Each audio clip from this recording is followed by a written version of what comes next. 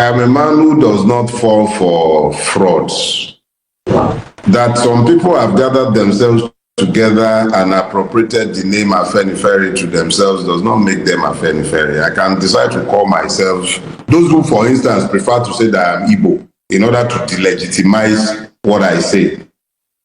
It doesn't make me any less Yoruba than I am, just because they say that I am Igbo. Do you understand? So that some people gather themselves together somewhere and are calling themselves Afenifere. I beg, I don't have time for them. You're saying you with Baba, with Baba, not Baba Fashion faction now. You with Baba. There are no factions. No. Rufai, please. I will not dignify that beer parlor discussion that the Akure people will prefer that me and you are having. There are no factions in Afenifere. Some political jobbers would prefer that we be talking about factions in Afenifere. What is Afenifere? Afenifere is the Yoruba name for the action group. Afenifere is the Yoruba name for the Unity Party. Afenifere is the Yoruba name for the Alliance for Democracy. It is not the name of a socio-cultural organization. We might have masqueraded as one during the military interregnum, but we are not. Is he also the Yoruba name for the ACN or APC? Certainly not. Certainly not. I don't believe in any one of those fraudulent platforms. It is the people themselves we need to be uniting, not politicians. Politicians are already united. The only thing that disunites politicians are usually the sharing arrangement and formula. Whether the Labour Party is disintegrating, I can't care less. I am not a member of their party.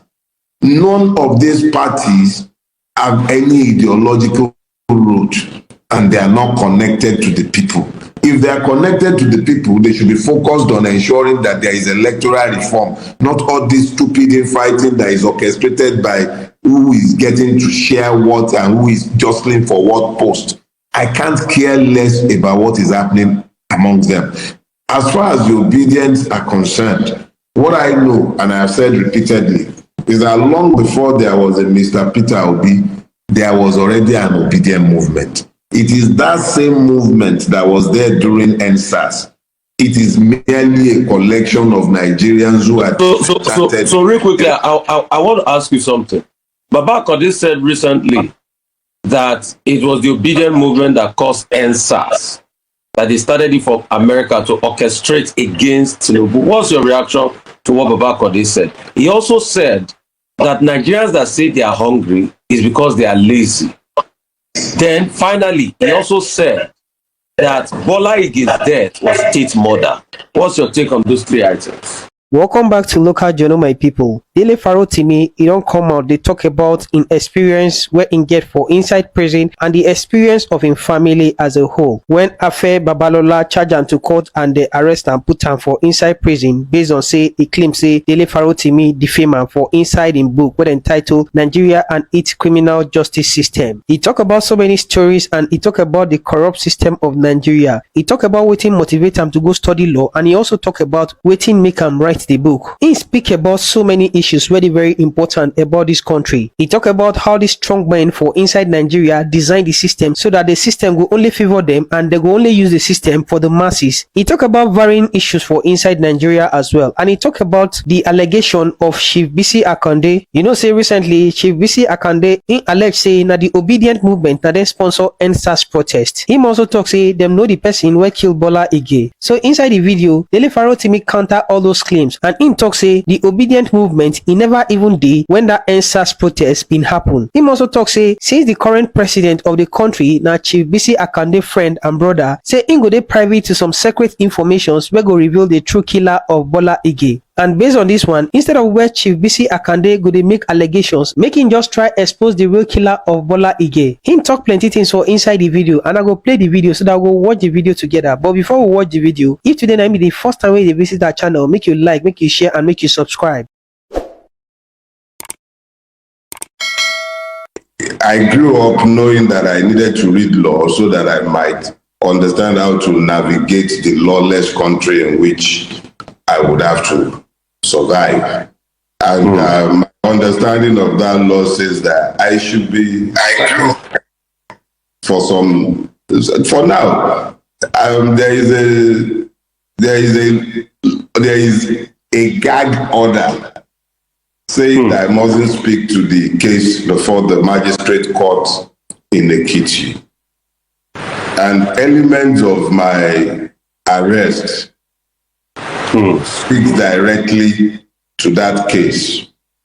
As you will be aware, the charges of, was it cyber stalking or I don't know, cyber what I was supposed to have committed, have been lifted at the last adjourned date. That was was that Wednesday or Thursday? I'm not sure now, 29th.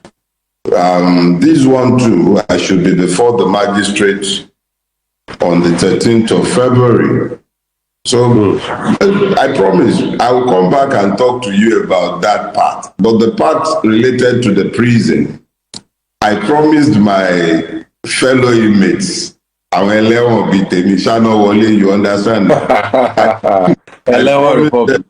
You know what I'm saying? I promised them that whenever I will tell their story, it will be as a comedy.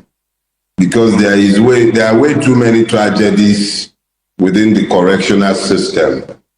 And if I cannot do anything to help resolve the many challenges that I saw there, I shouldn't do anything to exacerbate the situation. I saw prison officers spending their own monies on drugs for sick inmates.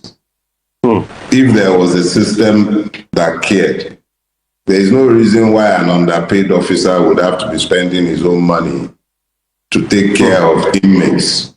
So I saw a lot that we should talk about, and we definitely will. But I promised my fellow inmates that it will be treated in a comedic fashion. But I assure you, there are many stories from that Ado-Ekiti prison. You'll laugh yourself silly. But we're not in a season where anything is really funny if you think about it. So, but don't let me waste your time. I want us to talk about, prison, because a lot of people, I think Fela was noted to have said as where are they inside prison? Are they for inside the world? Where are they outside prison? Are they for outside world? The Chris world? We call it Tayoko. So let's talk about that.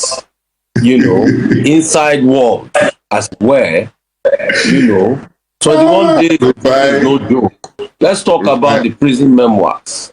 There is something I do. Maybe it's peculiar to me as a writer, or maybe other writers have the same predilection. But what I find is that when I intend to write about something, I deliberately keep it bottled up. Not that I won't talk to you about it, but there are just way too many things to talk about in relation to my prison experiences. But what I can say to you is this. I heard the average Nigerian, even whilst I was in prison. One of the most effective mode of communication in prison are radios. Prisoners have radios. They are allowed radios. So you are kept abreast of what is happening in the wider world. Before I got to prison, everybody in prison already knew who I was and what I was alleged to have done. So I wasn't entering the prison unknown. And I was blessed to meet I must say that a lot of people within the human rights community, particularly the old-timers, had already established for me what I was to expect whenever I went to prison. And prison was always an expectation for me. I always knew it was something that I should expect. In fact, it's probably the least of the many things that the Nigerian state and its many powers could do to you. So I went to prison knowing what to expect, but they exceeded my expectation. From officers to inmates I was treated most humanely by everybody that I came into contact with. I was actually more concerned about the people that I was interacting with on a day-to-day basis. I had 10 other persons in the cell with me. There were 11 of us in my cell. And that, I was told, was one of the better ones in the place. I think the place was built to hold probably about 250 or so. It's holding over 800 inmates as at the time I was there. The rations are basic. If anybody had to depend on the rations, they'd be dead within 6 months at the most. The rations themselves predisposes you to multiple opportunistic diseases of all sorts. The healthcare, most basic and rudimentary at best. And this cannot be blamed on the officers there. It's simply a function of the fact that the federal government runs prisons in this stupid federation that we tell ourselves that we're running. The federal government runs prisons, but it is the states that keep dumping people in prison without having to provide for their welfare. So you have a situation that is completely messy. If the states have to maintain their prisons, probably they would have better sentencing guidelines than the ones that I saw operated in that space. You had a person in prison spending 9 years because he stole a goat. And the goat was valued. The magistrate asked him how much he sold the goat. He said 9,000. And he got 9 years for stealing a goat. When the politician that steals billions goes scot-free, they never go to. You're the one using the word steal. They don't use the word steal. They've laundered the crime. They call it corruption now. It's a well-laundered crime. It's called corruption. You and I will call it stealing, we'll call it altering, we'll call it forgery, we'll call it advance fee fraud, we'll call it outright stealing of public funds, breach of public trust. We'll call it many names, but the truth of the matter is that we are the ones who are busy with those nomenclature. As far as the system is concerned, it's just corruption, which is a family affair. And because it is corruption, it must not attract any punishment. Let's talk about the impact. Let's talk about the impact prison had on your wife and your parents. Well, put it this way. I am blessed to have married not just a woman who loves me, but I am married to my friend. So my wife knew that I've already given up myself to the cause to which I have committed my life. She's resigned to that knowledge. 4 years ago, this month, it was a viable murder plot that was revealed to us. Last year, it was imprisonment that became my lot. The fact of the matter is that my wife was always prepared for any and all eventualities. It doesn't mean that it makes it any more palatable when it now happens. It was, of course, a very traumatic thing for her. I kept insisting that she mustn't come to Ado-Ekiti because I didn't want to put her through the trauma of traveling by road. Eventually, against my continuing insistence that she shouldn't come, she found her way to Ado-Ekiti prison. And she confessed to me the following day that was the first time she managed to sleep for longer than 1 hour. She slept for like 10 straight hours after she left me in prison and went back to her hotel. You know why? She found that the same person who left home that morning was the same person she found in the prison. Because the reality of the matter is that, Rufi, you don't do what we do without having prepared your mind for the worst that the system can throw at you. I go to my bed every evening, thankful to God that I made it to my bed, but prepared to meet my maker before the morning. And I leave my house every morning, thankful to God that I made it up.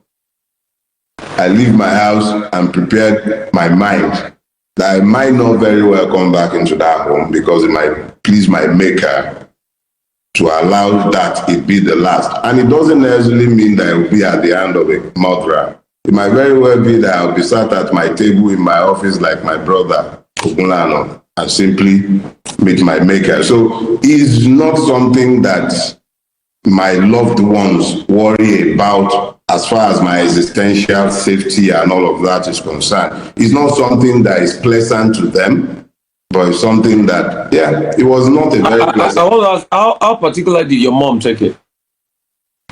Oh, Yawali. My mom is, let me put it this way. She's a warrior.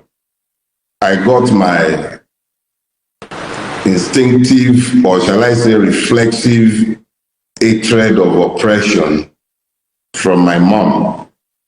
However, she's also a warrior.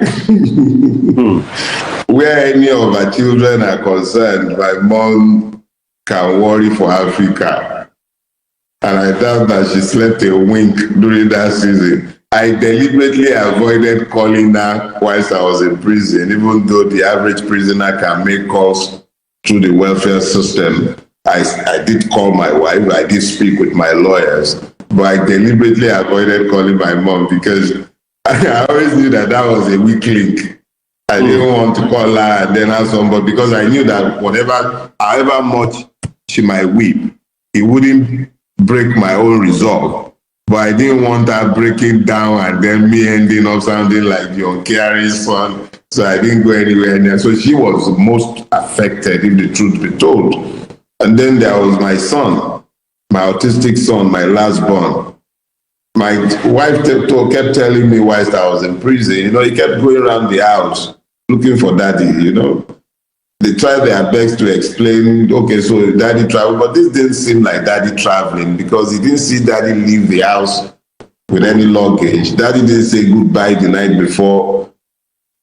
There was no basis for thinking that daddy wasn't going to come back home. And then daddy wasn't home, and then he wasn't home for 3 weeks. So for him, even though he doesn't have the words to express it, my wife did explain the level of trauma the young man suffered. He kept going into my bathroom to check if I was in there, And when I got back home, he's not a young man given to much expression of emotions. But he came hugging me, He came hugging me. He was one of the very first to meet me at the door. So for my mom, my son, my daughter was writing her law school exam at the time that I was picked up. It wasn't exactly a very pleasant time for any one of my family members. Let's quickly talk about what you're doing for people with autism, a charity side to you that you're trying to do for people with autism, because like you mentioned your son, because that's a project that I think can impact a lot of people, parents that have children with autism. Before we now come back and talk about how did you react to people that betrayed you when you were in prison, because a lot of betrayal happened. In fact, a lot of people don't know that people that felt like they were fighting the loudest, they were speaking the loudest, were the one betraying the most. We're not going to mention names here, but a lot of betrayal happened. But let's talk about that project you're doing for the center you're trying to build for autistic children that can help society and all of that.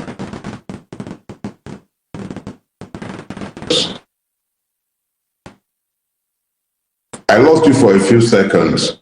I got you up to the point where you were talking about those. I lost you for a few seconds. Okay, let's talk about the point where you said. Let's talk about the Center for Autistic Children that you are working at, and probably people want to join you on this great project. Then, secondly, we'll talk about betrayals. Okay, so here is the thing. I don't want to, because we have such little time. What I'll explain is this. I have a son who is now 18 years old. He's autistic, right? And so we've dealt with that challenge since the last 18 years. Now, I'm not a particularly wealthy man, but I am sufficiently blessed that I can take care of my children, my wife, and my immediate needs. But I know how much it has cost me in resources in order to provide what is at best the most basic of care in Nigeria. There are simply no facilities of note for the care of autistic children in Nigeria, whether that be privately owned or whether that be government owned. In fact, there's basically nothing that is government owned. They have the most rudimentary of facilities. So having to care for my son privately in the last 18 years, my wife has had to give up her own life more or less. There have been times when they've had to go to South Africa for a month every 2 months. So like 3-4 times in a year, they spend a whole month in South Africa. How many Nigerians can afford that? I did that for years. To get diagnoses, we had to go to America when he was much younger. So I look at the total amount that we've had to spend over the years, and now that he's approaching adulthood at 18, there is really nothing left in the system for him. There has been nothing left in the system for him for some time, at least known to us.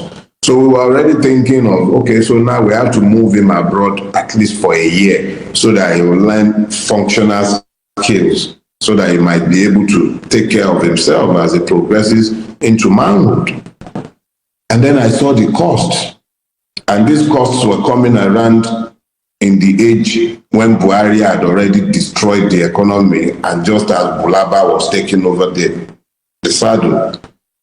And then I looked at this cost and I realized that there is no way I couldn't afford it any longer. And even if I were to be able to afford it, how many other persons will be able to afford it? So I decided that we'll try and pull resources together in Nigeria, bring as many of the experts as we can find within Nigeria for the benefit of our son and for as many other persons as would require this, because there is simply nothing available in the country. So we were already thinking of this. We registered the foundation over a year ago, long before I wrote the book.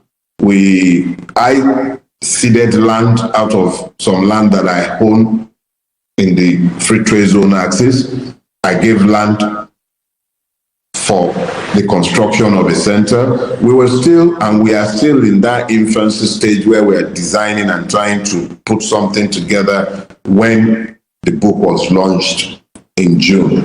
Now, I wrote a book knowing that there are bound to be reactions. People were bound to get emotional and angry and everything. And I didn't want to end up having to be responding to, he wrote the book in order to enrich himself. Anniversary, it was already available for free download. The second book became available for free download within 6 months. So this one wasn't written for money either. So on the day of the launching, I announced specifically that all proceeds will go to this charity that set up for the care of autistic children. In Nigeria, all proceeds have been going directly into the account of that charity. The only money that is outstanding is the one that is to be repatriated when Amazon might have made the payment. We've been affected by the interim injunctions that were procured up and down the length of Nigeria whilst I was in prison, which has meant that we cannot sell the books in Nigeria. Maybe if we had been able to sell the books in Nigeria, we might have been able to augment the account of the foundation, but we'll see how long that lasts. Now, when it comes to the issue of betrayals, you see, I have never believed in Voltrons. Voltrons are those who personalize the struggle for liberty. So you may betray Voltrons. I am not a Voltron. So nobody betrayed me. The only thing they betrayed were their own ideals, their own professed principles, their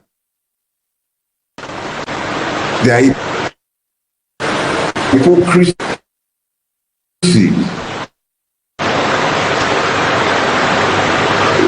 was brought to the fore. I look at all of them and I simply laugh. I laugh at their consciences.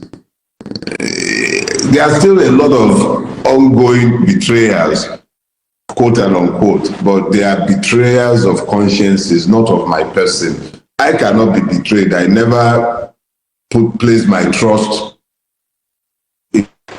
in any one of them, if the truth be told.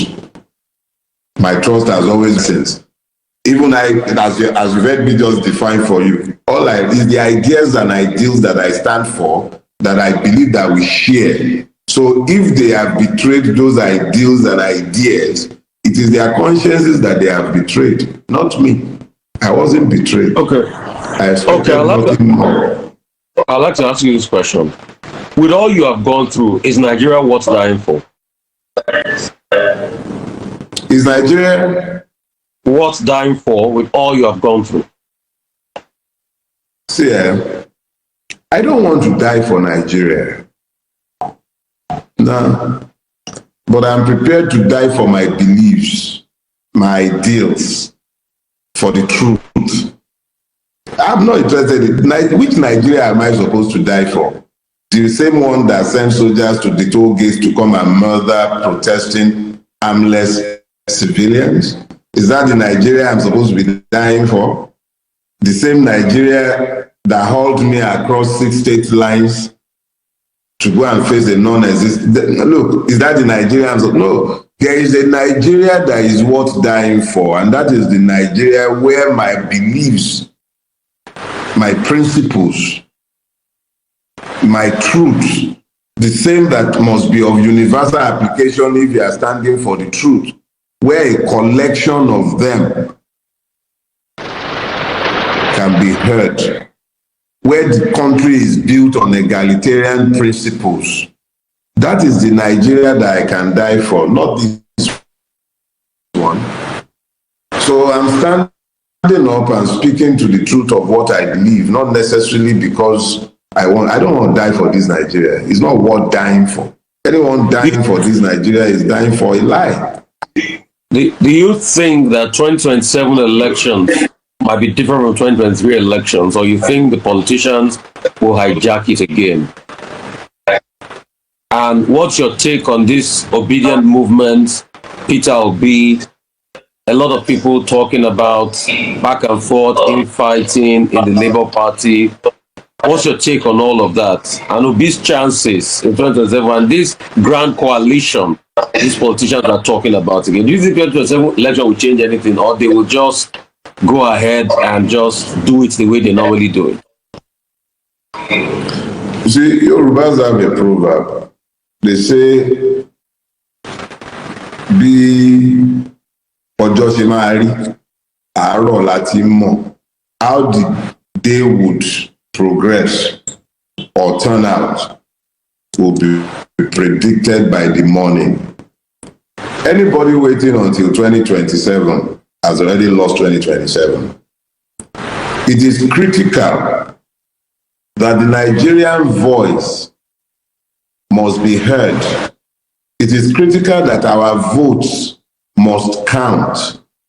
In the absence of an assurance of the sanctity of our electoral rights, in the absence of a clear and unambiguous statement in law that makes it clear that there must be clear transmission of results from Beavers to IREV, that there must be independent candidacy to take away the monetized delegate system, and that there must the diaspora voting, in the absence of a democratization of the process of election itself, there is a waste of time. You already have a situation where Wike's cousin, or was it his nominee, his former, somebody connected to him was the one conducting elections in Edo State as the resident electoral commissioner. What do you expect? What kind of result are you expecting? Even if the people are selling their votes, let them be able to sell an effective franchise. Let the vote count. When we've done that, we can start talking about all these grand coalitions. I don't believe in any one of those fraudulent platforms. It is the people themselves we need to be uniting, not politicians. Politicians are already united. The only thing that disunites politicians are usually the sharing arrangement and formula. Whether the Labour Party is disintegrating, I can't care less. I am not a member of their party. None of these parties have any ideological root, and they are not connected to the people. If they are connected to the people, they should be focused on ensuring that there is electoral reform, not all this stupid infighting that is orchestrated by who is getting to share what and who is jostling for what post. I can't care less about what is happening amongst them. As far as the obedience are concerned, what I know, and I have said repeatedly, is that long before there was a Mr. Peter Obi, there was already an obedient movement. It is that same movement that was there during NSAS. It is merely a collection of Nigerians who had So real quickly, I want to ask you something. Baba Akande said recently that it was the obedient movement that caused NSAS, that they started it for America to orchestrate against Tinubu. What's your reaction to what Baba Akande said? He also said that Nigerians that say they are hungry is because they are lazy. Then finally, he also said that Bola Ige's death was state murder. What's your take on those three items? Well, look at it this way. If we were talking about a man I don't know, or to whom I don't have access, probably I might be a little uncharitable in my response. But I know the family. Let me just put it that way. If I have something to say to Baba Akande, I'll probably call the son who was my classmate in the law school. But let me also extend this as well. I am a Yoruba boy, raised by people who are already in their 70s by the time they were given charge over me. At that age, a man in his 80s is already subject to the vagaries of senility. Because if not, they would have known that there was no obedient movement as at 2020. What there were and what they are still had today are Nigerians who have been distanced from Nigeria by the fact that Nigeria has victimized them. That collective remains there. But to be saying that it was the obedient movement funded, no, those are clear words coming from an old man who is clearly not in complete control of his faculties. The last part of it is him saying that it is state murder. Well, it wouldn't surprise me. Every murder in Nigeria should be treated as state murder. And even more so, his brother and best friend is the president today, and he has access to all kinds of secret files. Let him tell us who the murderers are. I would love to know. A lot of people will be interested in knowing. At least now we know that it's not them, Baba, Adebanjo, and Co that killed Ige. He says the state murder. Let him tell us who and who. He should tell us more. Abi? Another one I would like to bring to your notice is the case of this Sharia conversation we are hearing in the Southwest as we speak. We have been hearing a lot of explanation. Sharia Community Council is different from Sharia court and everything. What's your take on this matter? As before I let you go. You know, now I'm wishing that I didn't give you this final thing. So sorry. For a long, no, it's fine. For a long time, I've had this policy. I say, if you don't want the answer, don't ask the question. Now, This is one question I'm now wishing I hadn't been asked, but I will answer it since it's been asked. But I will answer it very briefly. In a multi-ethnic, multicultural, multi-religious society such as Nigeria, one that was founded on the principles of federalism, but has now emerged and become a feudal state found on Islamic instincts. I think the Yoruba Muslim would have to decide what he is first. Is he a Yoruba man or a Muslim? That is the question the Yoruba man who is a Muslim would have to answer for himself. There are so many issues connected to the question you have asked, and we really don't have sufficient time to deal with it. Religion has been weaponized amongst Nigerians, and it has today become a wedge issue amongst the Yorubas. A people who have never been divided by religion have today made religion front and center in their discourse. So all I will say is this: let the Yoruba man who is a Muslim decide, let him think deeply, that within this Nigerian conclave, what is he first?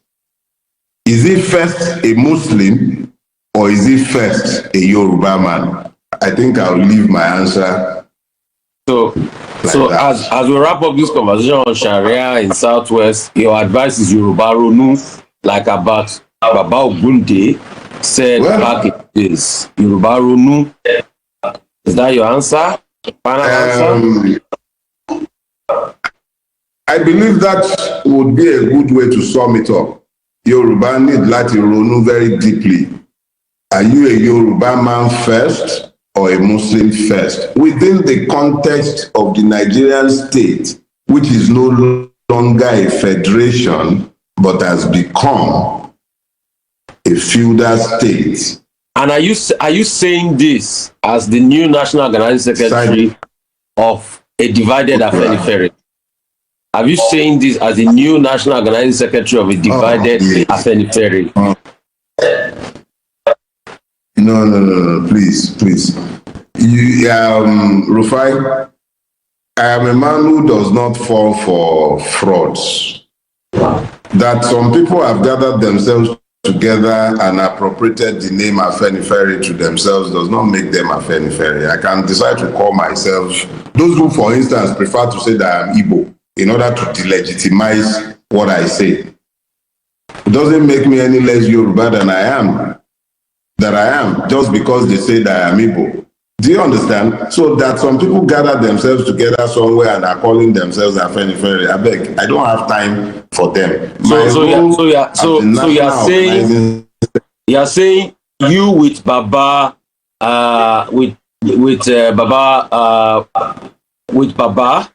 Baba faction now. You with Baba. There are no factions. No. Rufai, please. I will not dignify that beer parlor discussion that the Akure people will prefer that me and you are having. There are no factions in Afenifere. Some political jobbers would prefer that we be talking about factions in Afenifere. What is Afenifere? Afenifere is the Yoruba name for the action group. Afenifere is the Yoruba name for the Unity Party. Afenifere is the Yoruba name for the Alliance for Democracy. It is not the name of a socio-cultural organization. We might have masqueraded as one during the military interregnum, but we are not. Is he also the Yoruba name for the ACN or APC?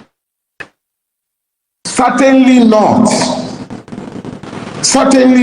Look, Rufai, at some point, we're definitely going to be having this discussion when we have a whole lot more time. But understand this. Some people would prefer that you thought of Afenifere as a socio-cultural organization. But that is not what it is. Not all Yorubas belong to Afenifere. At no point has Afenifere spoken for all Yorubas. That is why you have Egbe Omo Oodua. That is why you have concerned Yoruba elders. Do you understand? Yes. Yorubas have never coalesced inside Afenifere as one. Afenifere is the Yoruba name for the action group. But let me just get this right. But people like them, Tinubu, when they were in AD, Egbe then, they were big members of Afenifere. When he was running for presidency, he came back to his Afenifere fold. That's why the likes of Papa Shorty. No. They are all part of Afenifere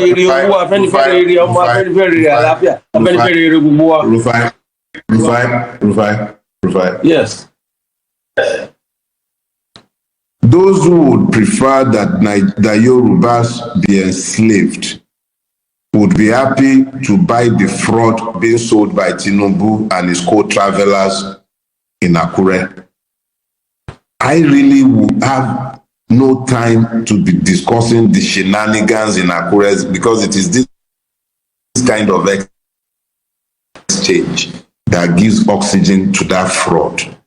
Baba Fashoranti was the leader of the party. He resigned. And Chief Ayo Adebanjo became our leader. When it was time for Tinubu to run for the presidency, knowing that he could not come anywhere near Chief Ayo Adebanjo and those of us with him, he went and resurrected Baba Fashoranti, who had retired on account of old age, specifically senility. He then went and paid him a visit, and I was suspended, as at that time dismissed National Publicity Secretary and the organizing secretary used Baba Fashoranti as a prop because they needed him for their own political adventure. Please, as far as I'm concerned, let them continue to tell the world that they are Afenifere. The world knows who and who are Afenifere. Tinubu used Afenifere when it was convenient for him. By 2022, 2023, and by 2002, 2003, he had already rejected anything to do with Afenifere, and he worked assiduously in concert with others to kill the AD. So somebody who has done that since so let me just get this right. You are the authentic national organizing secretary of Afenifere, but Fashoranti and other journeymen in Ondo are fraudulent. Is that what you are saying? I'm saying so without any hesitation. As far as they have, I'm saying so without any. So you are saying the man of over 90 years is a fraud with his own people. What I said to you, I said he resigned on account of old age, bordering on senility. Those are my words. Okay. And I said that these men have gone to use him as a prop to defraud. If a person has resigned, how does he come back from retirement to retake the reign of leadership when the person who took over from him is not dead? The deputy leader, the general secretary of the organization, everybody, the general assembly, all of us are there, and we reaffirmed his leadership at multiple points.